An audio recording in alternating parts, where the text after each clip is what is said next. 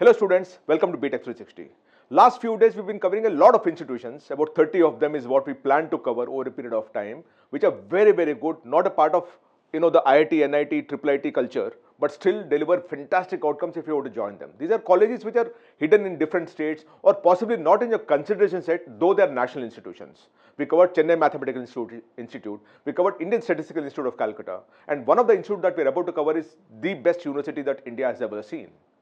It was created in 1911 and it had the best people in the country, the richest people in the country, the best philosopher in the country and the best industrialists in the country getting together to create this institute.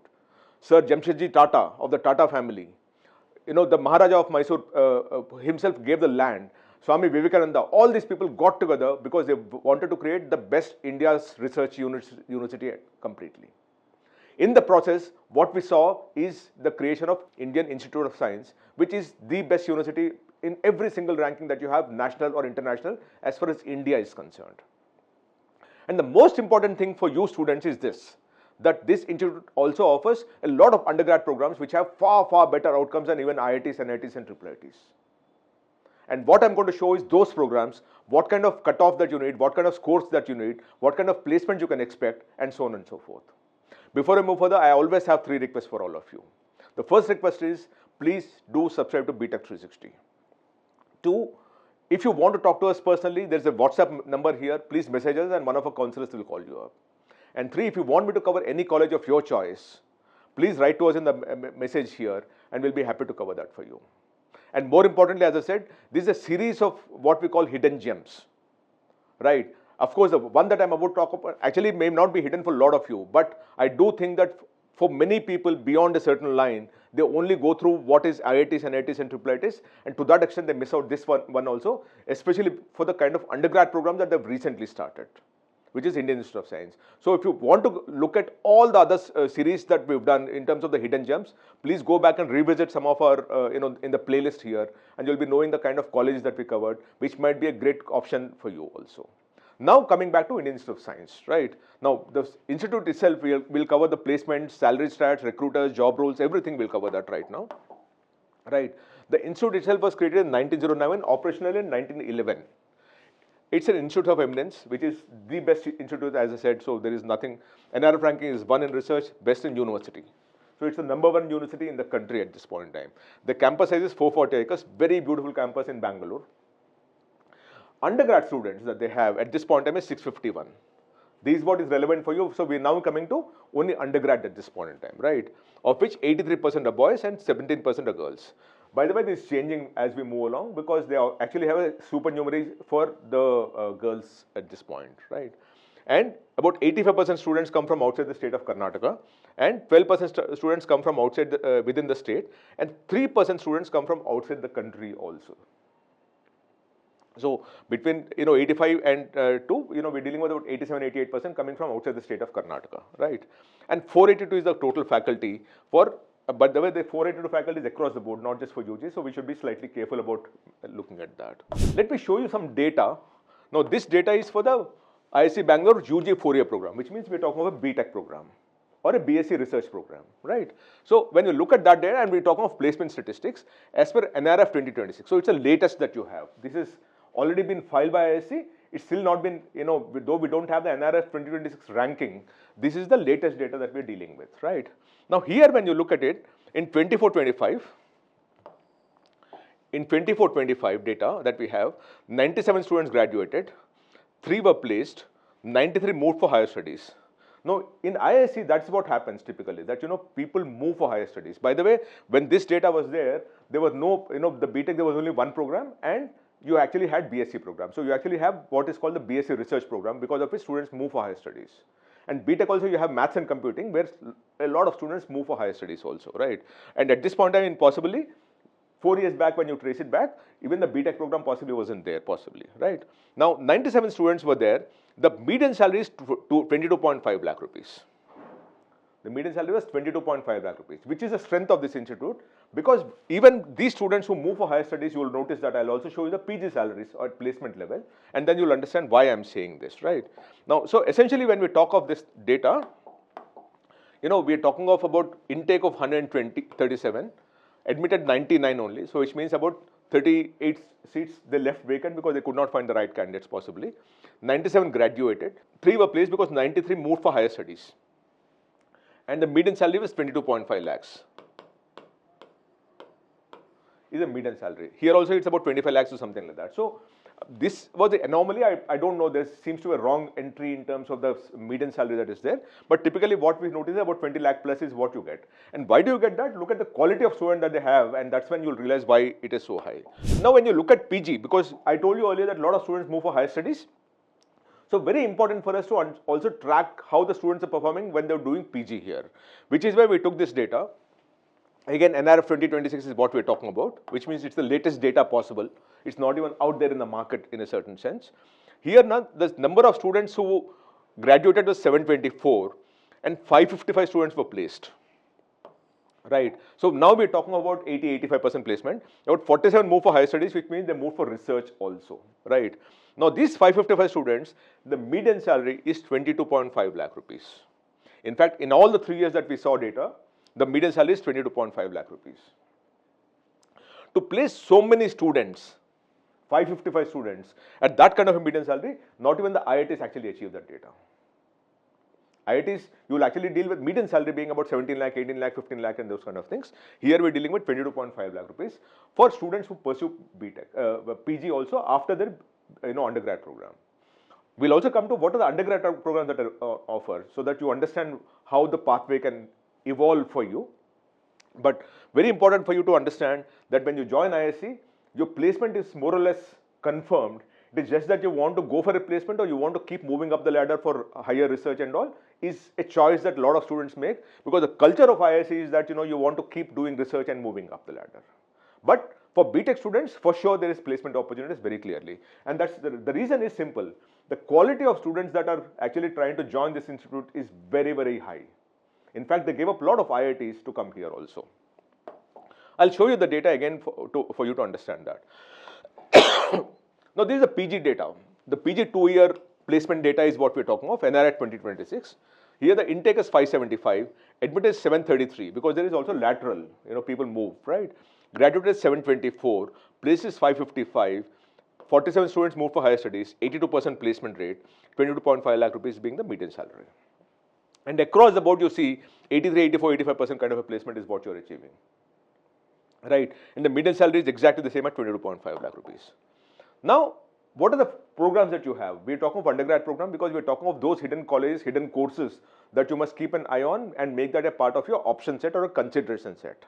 There, when you look at it, there are two kinds of programs here in undergrad at undergrad level. One is B.Sc research. This is a 4-year program, right? 3+1. And then you have B.Tech. Mathematics and computing is what you had, and this year you actually had a few more programs that are being added. There are 4 programs. They started with B.Tech mathematics and computing, but this year you actually have 4 programs. I'll also come to that. What are the 4 programs? And of course, at a PG level, you have MTech, MDes, M Management, M Engineering, MSc, joint MTech, and so on and so forth. We'll come to that, and then you have a PG research also. But we'll stick with this one now because I'm addressing this particular audience at this point in time. What are the programs you have in UG? In B.Tech, mathematics and computing, already you have that. We discussed this already. We already had mathematics and computing. This is a very, very, very, very good program. Look at it if you have the thing. And this year, they're launching material science and engineering, mechanics and computing, and aerospace engineering. They're launching 3 more programs. So in all now, you have for B.Tech 4 programs, right? This is for new for 26-27 cycle. This is new for 26-27 cycle. And this also is new for 26-27 cycle. So earlier you only had mathematics and computing. Now you actually added 3. Now what essentially has happened is if you look at IISc and the kind of content that deliver, the learning that they have, they're very strong in mathematics. They're very strong in materials. They're very strong in mechanics and computing also, of course. And they're, of course, strong in aerospace. Right. So what was earlier a pure science that they were working on they also added a bit on the applications side and converted that into a B.Tech program. Which is where the learning that you have at IISc is not just about learning a B.Tech in a normal course. You will actually understand the space much, much better. The learning, the depth that you have, the orientation that you have, the culture that you have would be dramatically different from what you would get at IITs. While the learning is very, very high up there and the best companies actually come here for placement, right? They have also created B.Tech programs which are not existent about a year back. In fact, even this particular B.Tech program came over 2-3 years back. And when you look at the quality of students that they're coming, and I keep repeating the quality of students, I'll show you the JEE Advanced cutoff, and then you'll understand how difficult it is to get into this. But still, if you get into it, you must always keep this as an option set. And by the way, these 3 also are getting added this year. So you must always keep IISc B.Tech program as a part of your consideration set, always. Right. Now, how do you get into it? How do you get into it? For B.Sc research, it was JEE Advanced and IISer. Earlier, there was also KVPY and NEET also were possible for you to get into the B.Sc research. Now they stopped it. Either it's JEE Advanced or the IISer aptitude test is what they take, right? So NEET and this KVPY is gone. This is gone and NEET also is gone. Only these 2 are available. For B.Tech, earlier they actually had multiple things and it was not through JOSA. Now it's only JOSA counseling. So you need to clear JEE Advanced and it's only through JOSA counseling. So the difference, like if you go to ChatGPT or Gemini and all, they'll keep talking of how, for you to get into B.Tech at IISc, you need to go, JOSA is not the way, you need to, apply separately. That at this point in time is wrong. What the information they're giving is wrong. The correct information is this. You go back to the IISc site, you'll understand this. The only way you can get into B.Tech in IISc is only through JOSA counseling. Last year, JOSA counseling was not the pathway, there was some other pathway. I'll explain to you that also. Similarly, at PG level, you have GATE, JAM, SEED, CAT for management and so on and so forth. And for research, you actually have again GATE, JAM, just and NAT, right? So, if you now understand what happened, what is the early admission process, which is where the ChatGPTs of the world will mislead you, or the Geminis of the world will mislead you, and we will tell you exactly how it is, right? Earlier, the multiple channels including JEE Main, which was always there, NEET, JEE Advanced, and KVPY, right? Now, and I'm talking about B.Sc research program. Now, JEE Main also is not, only JEE Advanced is there, and IISer aptitude test. What we call aptitude test, ISAT, what you call it, right? So now it is restricted to JEE Advanced and IISer aptitude test. So the JEE Main, NEET, and KVPY is gone. Only JEE Advanced and IISer aptitude test, which is called IIT. Similarly, for B.Tech counseling, through IISc admission portal, earlier it was the case. Now, centralized counseling via JOSA only. You go back to ChatGPT or Gemini or any of these bots and all, you will only find this one, mind you. So the very important thing is this is a massive change that has happened. You must know that the only way you can get into this particular college now is through the JOSA counseling once you get the JEE Advanced rank. This is the date lines that you have. You actually, for the B.Sc research program, 11/2/2006 is the opening date. The website is open for it, and the B.Sc research it's to be announced yet. The last date for online submission for research programs, PG programs, and integrated PhD is 23rd March. For sponsored and ERP is 31 March, and for B.Sc research it's to be announced yet. So it's still not announced, right? Now the thing is, what are the qualification or eligibility, right? It's you need to complete 10+2 in 24, 25, or appearing in 26. So you got 3 years space. So even if you cleared class 12th in last year or previous year, you can still apply here. The subjects required are physics, chemistry, and mathematics. The minimum marks is 60%, right? And for a category it's pass class, by the way. And entrance exam is admission through JEE Advanced and IISer aptitude test only, right? So that is the minimum qualification that you have. Now, the admission selection process is through JEE Advanced or IIT and based on the rank. So it is, ultimately it's a merit list that comes out because of the examination and that moves on. And foreign it's SAT or ACT or IIT JEE Advanced and based on the rank again, right? Now, moving further, the B.Sc research, how does it work? How many seats are there? There are 100 seats in the normal course. Then you have for supernumerary, only for female, 20%, 20 seats. And foreign OCI, you have 5. So in all, you have 125 seats, right? This is gender neutral, mind you. So which means even girls will compete in this. And then 20 seats are added as supernumerary for girls only. And then 5 seats. And that's the reason why I'm saying the gender ratio is likely to change as you move along over the years. Now, what is the rank that you had for the B.Sc program, B.Sc research? For general category, at 43 rank, it closed. For female category, because of the extranumerary, it went up to 141 rank. By the way, this IISc aptitude test rank is what saying, we are saying cutoff based on category rank. This category rank on IIT examination for BS research program. B.Tech will come next, right? We'll come to the B.Tech next time, right? For EWS, 15 was the highest closing rank. And EWS is 58 for female, OBC NCL is 47, OBC NCL female is 116, SC is 33, SC female is 146, and we're talking of IIT rank, in IISc aptitude test rank. ST is 57, ST female is 153 highest closing rank, PW overall rank is 7163, and overall rank for KM is 45. Now for B.Tech program, the highest closing rank, cutoff rank was 2263 for general category. For female, it is 4301. EWS was 978, and for EWS female is 2342. We're talking of JEE Advanced for B.Sc research, by the way. We're not talking of B.Tech now. We'll come to the B.Tech as we move along, right? And for OBC NCL was 3073. OBC NCL female was 4724.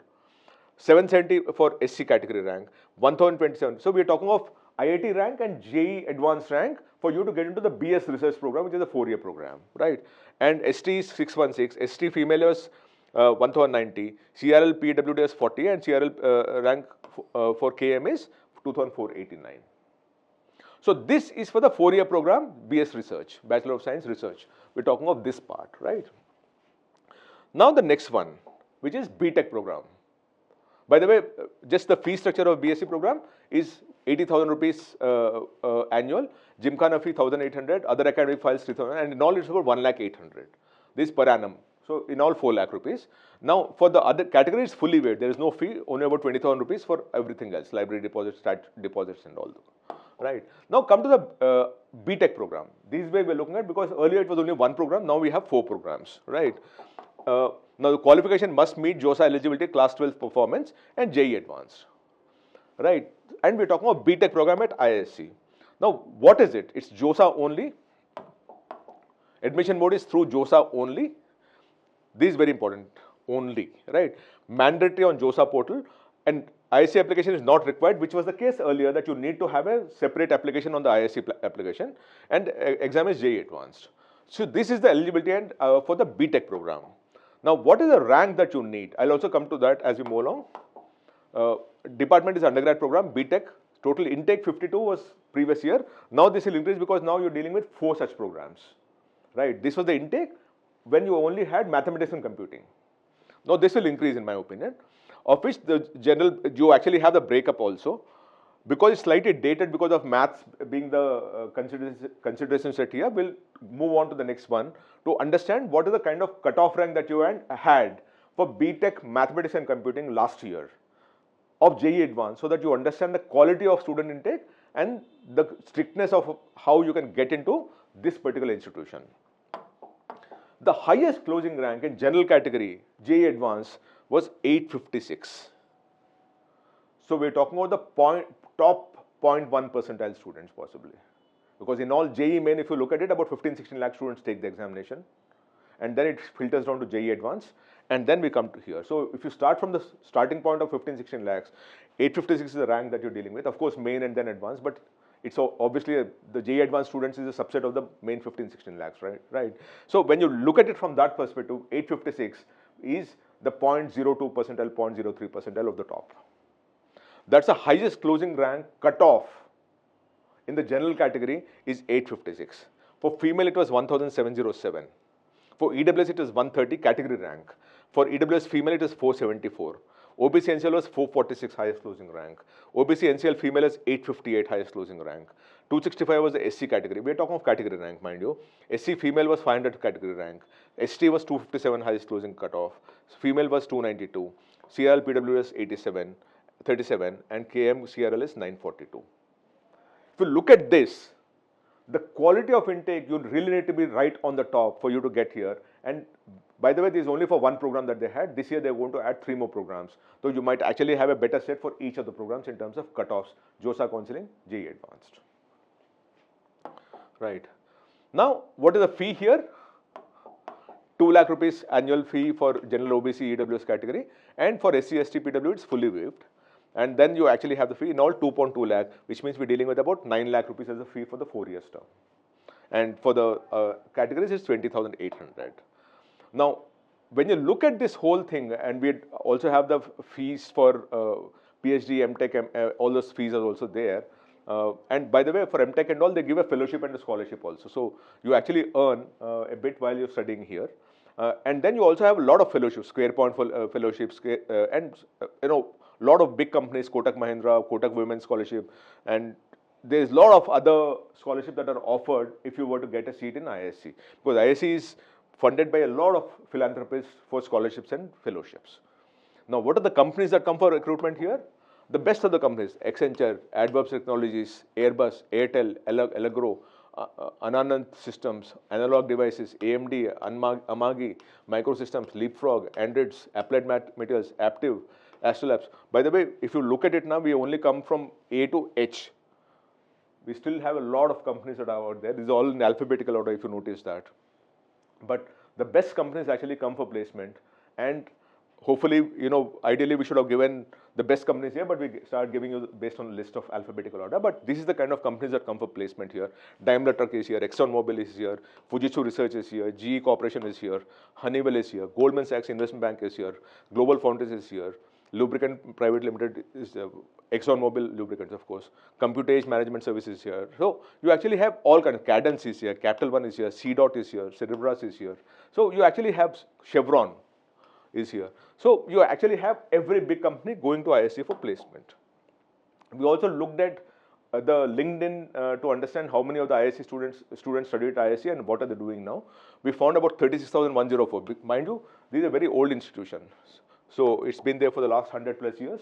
So you'll obviously have a lot of students who studied at IISc. We found 36,000, of which right now in Qualcomm 341 are working, in Intel 257 are working, in IBM 147 are working, in Deloitte 48 are working.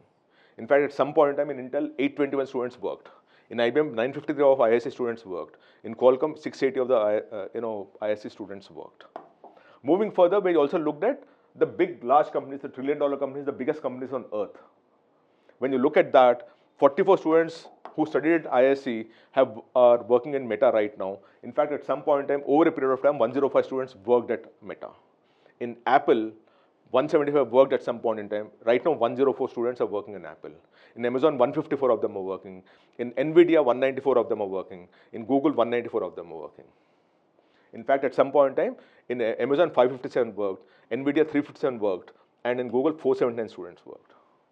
So they're able to find their way of getting into the largest companies on earth because of the kind of skill, learning, and depth that it offers. Because IISc genuinely offers research capabilities which are beyond the normal, which you would not learn in IITs. So overall, when we looked at it in terms of where are they placed, where are they located, where are they staying, and so on and so forth, we found this one, that about 74% of the students are working in India, which means 26% are working outside of India.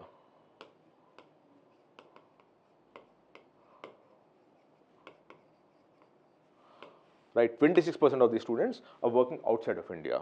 Of this, about 17% are working in USA. 17% of the students are working in USA, 2% are in UK, 1% is Germany. Right, and of course 38% in Karnataka, because it's slowly is emerging as the software capital. It is a software capital, but even research, I think Karnataka has a better research culture than many other states in the country, which is where you see this whole thing.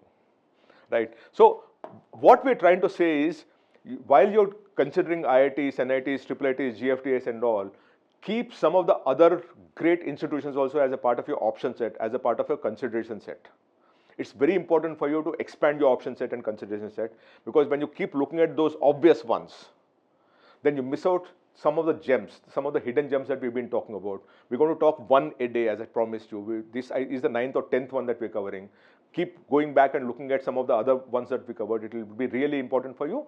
That's one of them might be your best chance, if not the NITs, IIITs. And we'll keep covering one a day, as I told you, and I will keep doing that so that you get into the best college of your choice.